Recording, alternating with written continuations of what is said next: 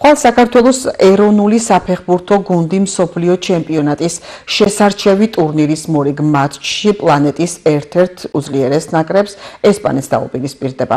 მიუხედავად იმისა, რომ გუნდს პრაქტიკული შანსი დაკარგული აქვს, ამ შეხვედრისადმი გურჯაანელ გულშემატკივართა მოლოდინი და განწყობა მაინც საკმაოდ პოზიტიურია.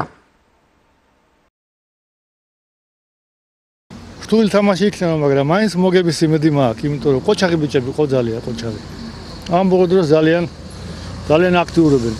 სოფლიო არენაზე რო გავა გუნდი, იმისგან მე ყველაფერი მოსავლენ და ქართველი კიდე მით უმეტეს უფრო ბევრ სენსაციებს მოგიტანს. უნდა მოუგოთ. აი ნახეთ რა მოუგოთ. ესპანეთთან თამაში ეს იცით რასაც ნიშნავს? დღეს ისინი რო იყვიან მსოფლიოს ელიტარული კლუბია რამე და რა თქმა უნდა თქვენი ბიჭები ბოლომდე დაიხარჯებიან. შესაძლებელია ნიჩიაზეც ვითამაშოთ, ნახოთ.